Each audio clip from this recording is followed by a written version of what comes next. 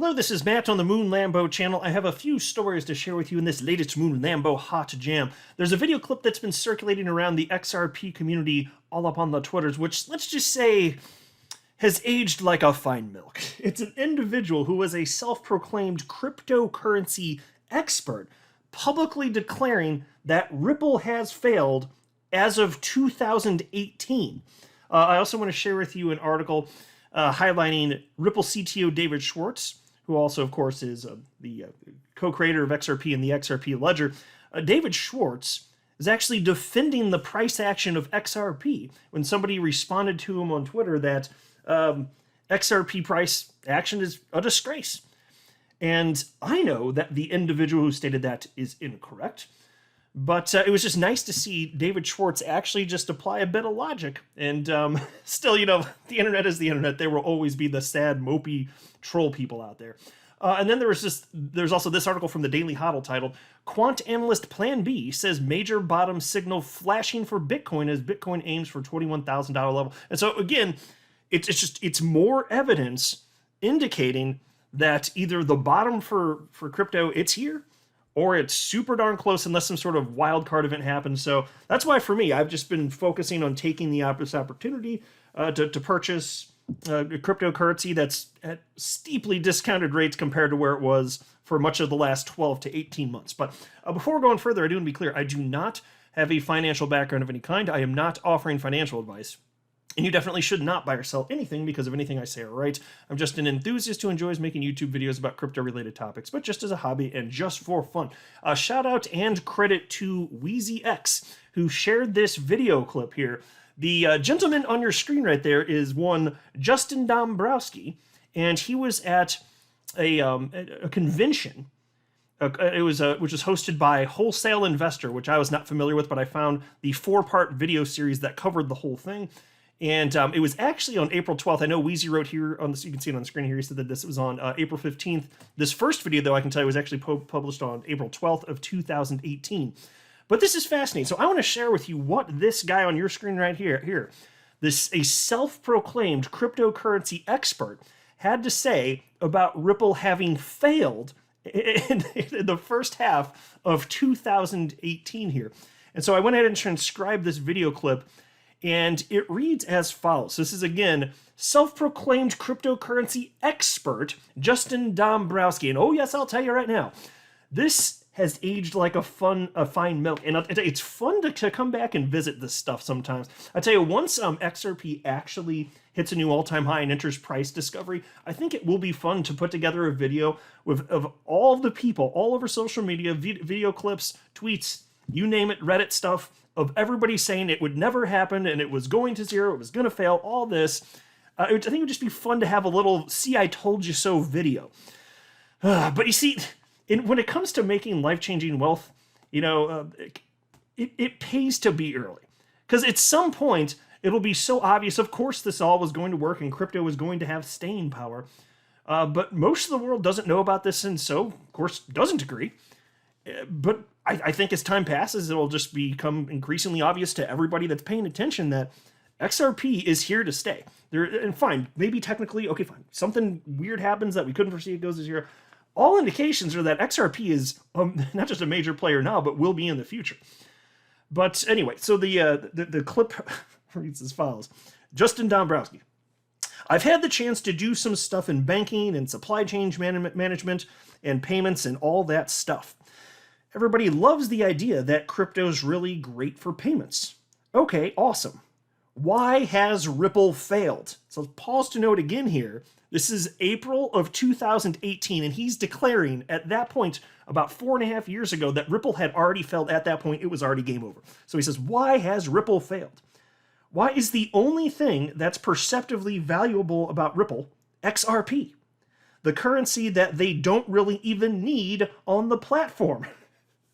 The reason is that the business model is flawed and banks don't really want it, and it doesn't solve enough of a problem, right? And that's super important, right? Because it sort of highlights, if you understand how the technology works, highlights that it's just not there. It's just not good enough, not a big enough solution to the problem. So then it forces you to come back to the drawing board and reconsider like, well, okay, Is this tech fit for purpose? Or do we need to do something completely different here? Which is obviously hysterical since we all know the degree to which XRP has been adopted in the real world since then. And understand that XRP, the rate at which it's being adopted for corporates, that is separate than the price action of XRP, which is just moving in tandem with broader crypto markets. But my gosh, how rich is this? So a number of things to point out here. Again, with this being April of 2018, he's declaring that Ripple has failed. What he didn't mention here was that Ripple's product, which is called XRapid back then, it's now known as on-demand liquidity, utilizing XRP as a bridge currency, that product hadn't even launched yet. And he's declaring that Ripple had failed and banks don't want it and it's not useful.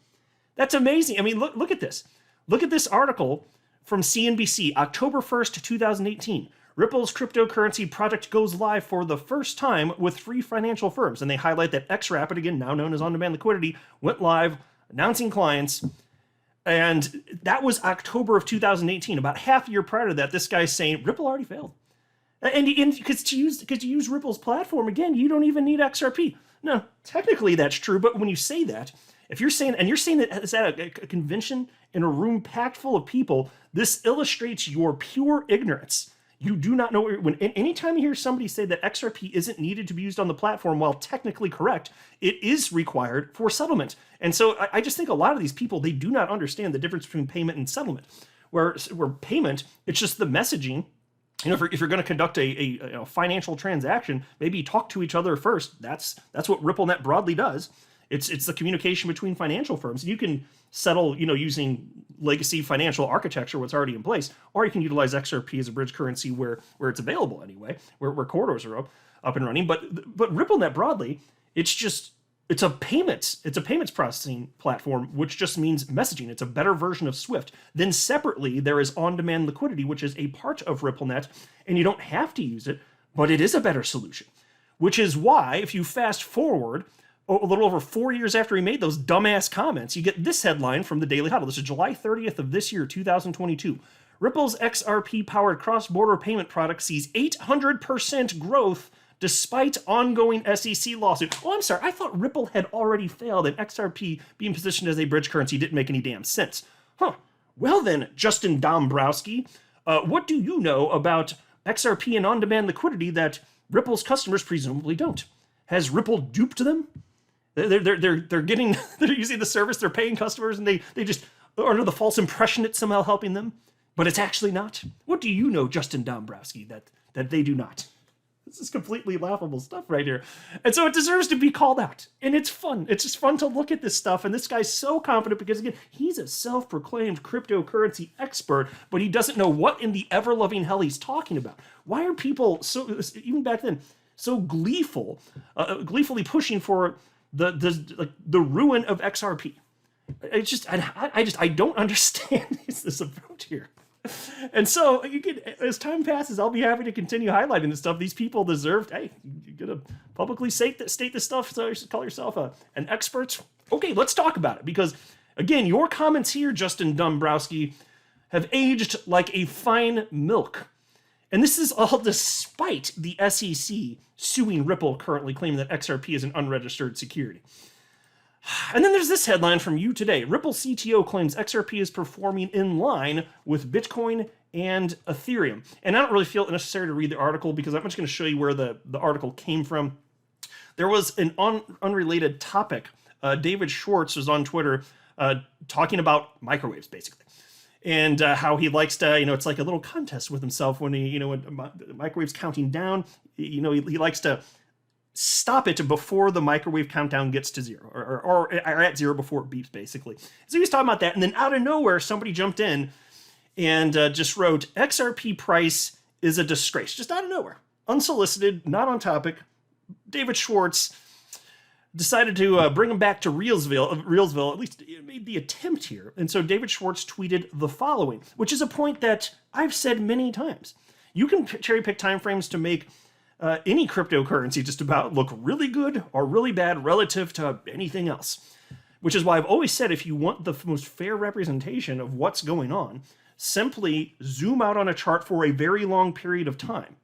The shorter time frame that you're using to make whatever point it is that you're making, the less valuable it is if you're trying to understand like to what degree has progress been made in terms of price. So here's what David Schwartz had to say. Maybe if you cherry pick time frames, but it seems to me that it mostly does the same thing every other cryptocurrency does. On January 1st, 2022, Bitcoin, $47,000. ETH, $3,770. XRP, 85 cents. Today, Bitcoin, $20,800. ETH, $1,620. XRP, 47 cents. So, year to date, Bitcoin is down 56%, ETH is down 57%, and XRP is down 45%. Exactly. There you go. And consider this too. Like, I know that XRP is the only top 10 cryptocurrency that didn't hit a new all-time high, but is anybody really surprised? I mean, with the nonsense that the SEC claimed price plummeted, there's a lot of uncertainty around it. I suspect that we would have seen, or at least there's a really good chance we probably would have seen a new all-time high at some point last year, if not for the SEC lawsuit. But even so, even if they're fine, there was that initial drop, but there's a bit of a rebound to some degree anyway. I think it's fair to argue that XRP probably to some degree an artificially suppressed price as a result of all of this, to some degree. But even so, it's still just back to moving in tandem with the rest of the crypto markets globally, despite what's going on there. It doesn't matter, and it's amazing. And if you want further proof of this, I mean, like, look at here. So you can take a look at the top 10 cryptocurrencies by market cap here on Live Coin Watch. That's what's on your screen right now. XRP's at number 6. And if you throw out the stable coins, which is worth doing because nobody comes to Live Coin Watch to see if, Tether is still $1. If you throw out USDT and USDC, those stable coins, well, then XRP would actually be number 4 in terms of market cap. That's incredible. It's being attacked by the SEC. It's still globally number 4 in market cap. XRP is one of 3 cryptocurrencies in existence that has been in the top 10 cryptos by market cap for its entire existence. The only 3 that can say that would be Bitcoin, ETH, and XRP. Those are the only 3 on the entire damn planet. There is something to XRP. I mean, people in the space, they seem to broadly understand there's something here. It is beyond rare. Because look, there's over 20,000 cryptocurrencies in existence. It's beyond rare to have a crypto that's been for its entire life in the top 10 cryptos by market cap. And granted, fine, it was one of the first cryptocurrencies ever created. So now the test would really be, I suppose, because once a cryptocurrency launches, it's not going to launch in the top 10. Fine. So then I guess the test moving forward would be once a cryptocurrency is launched and reaches the top 10, does it stay there? I suppose.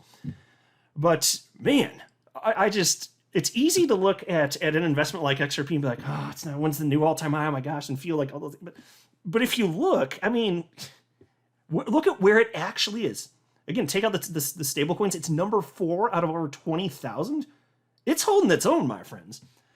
And there's still barely any money in it because there's almost no money in the entire crypto asset class. There's a $1 trillion market cap. I have a strong feeling that this is just going to be worth an absolute fortune in the future. So we'll see what happens here. But anyway, I just wanted to say, David Schwartz's point on this is certainly not lost on me. It's a very good point. And then in terms of win Moon, win Lambo.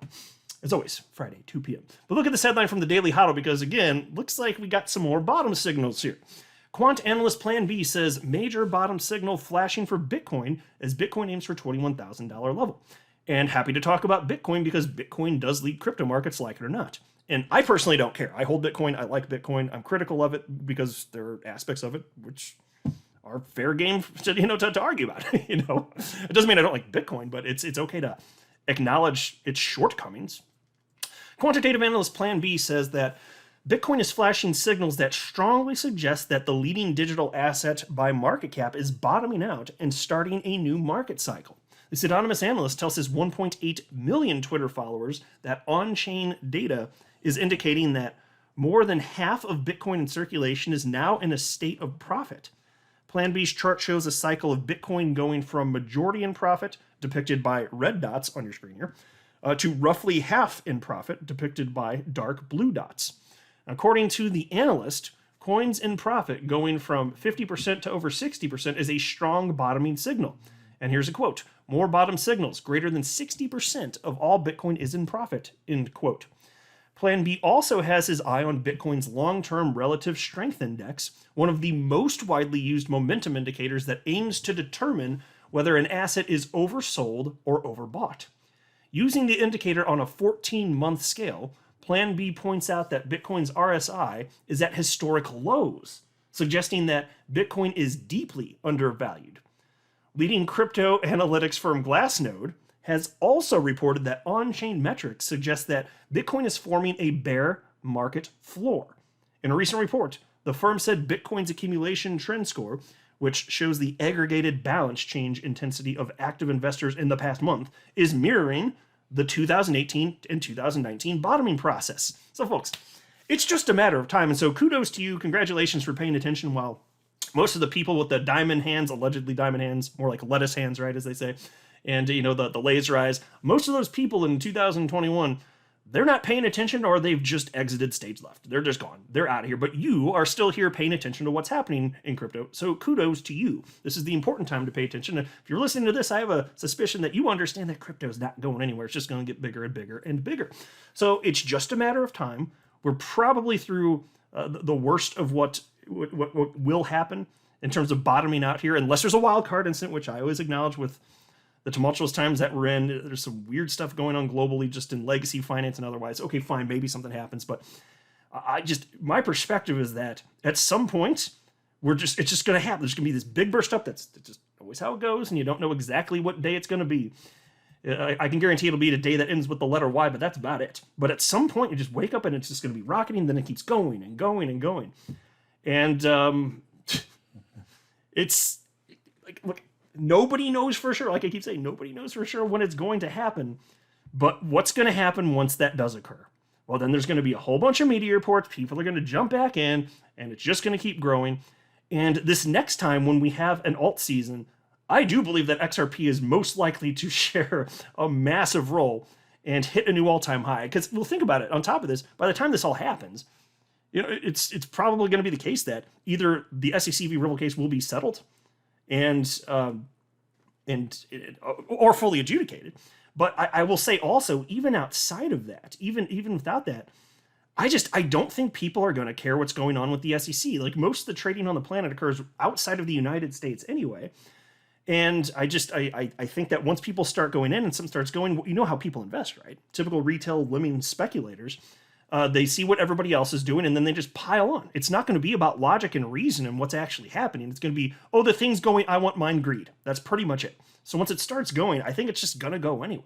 Most people don't sufficiently factor in real-world utility. They just do what everybody else is doing.